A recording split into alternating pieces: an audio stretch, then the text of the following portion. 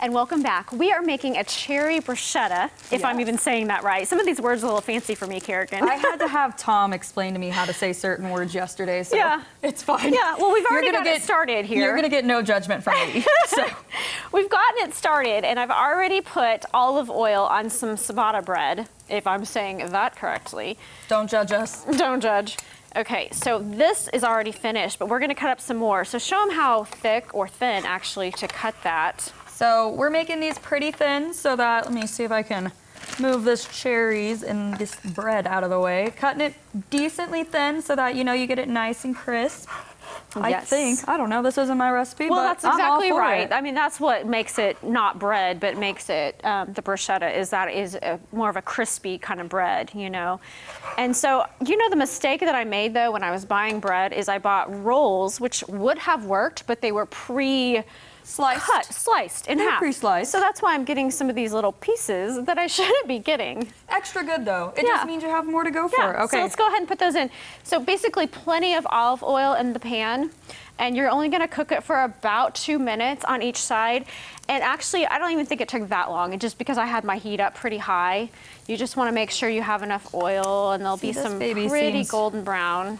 Seems pretty broken, but we're gonna make it work. We're gonna make it work. It's gonna be like the same. Bruschetta breadsticks. It's kind of what we're making. We're just taking our own spin on this recipe. It's all you can do. And that is what I love about cooking, is that you just, you know, there's no perfect way to do it, I feel like. You just do what works for you. Oh, that's what I do. You make it work. And everything I cook. If you don't have an ingredient, you find something else to put in it, right? Half the time I forget ingredients, so I just start adding random things that are in my cabinet. I wouldn't say I'm a great cook, but I make it work. And it's called being innovative, I think. That's right. We'll just say that's what it is. I had a college roommate who loved salt, so she made a chocolate chip cookie recipe one time, and she thought, well, I love salt, so I'm gonna put extra salt in it, and it'll just be better. Oh, no, don't do that. There's some baked items, don't change the recipe. My Aunt Deb, every time she makes her chocolate chip cookies, she puts, I don't know the recipe exactly, but there's some salt in it, and it's perfect. Yeah. I have not mastered that recipe, but maybe one day I will. Okay. We'll see. Well, this is how simple this one is that we're gonna take ricotta cheese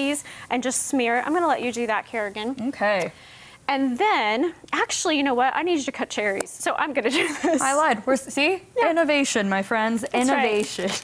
We're just gonna spread ricotta on top of the bread, as much or as little as you would prefer. And it feels like it's nice and firm and crispy. So, there we go. I feel like I've never actually cut cherries before, because I know there's a seed in there, so I feel like, I don't know if this is even the right way to do that. Hey, Kerrigan, you know what I forgot to get out of the fridge? I know exactly what it was, and you know what you also told me to not forget to tell you to grab? It's fine. Yes. You see what we were saying earlier? Sometimes you forget ingredients. Okay. That's what we're doing. So after the ricotta, we're gonna put cherries on here, but we also need to put some prosciutto on here. So the thing with the prosciutto, and the reason why I still have it in the fridge though, is because it's kind of hard to work with unless it's very cold. So don't bring it out until you're ready to use it, because the second you start warming it up and touching it, it just kind of mushes all together. So maybe we'll do that during commercial break. Yeah, we'll go grab it and we'll show you the We'll show you what it's supposed to look like when it's done. So I love appetizers. It's just sometimes they're so tedious to make, and that's what I like about this recipe, is that it's actually not as tedious. Well, this one doesn't seem like there's too much that we actually have to do. If we don't. You know, if we would have remembered. And the prosciutto's already cut, you know, all you have to do is kind of roll it up, so that's pretty simple. But it's also kind of a filling recipe too. These are looking good. These are some nice little... Put our cherries on there. Look at this. I'm gonna turn these over. I don't have enough oil in this pan anymore. Wow, beautiful. Look at that. So this is how you would plate it, and then you just take your prosciutto, which, like I said, we'll do that during commercial break, put it on there, and you can see exactly how it's supposed to look. How it's supposed to. But you know, again, we're winging it. All right, well.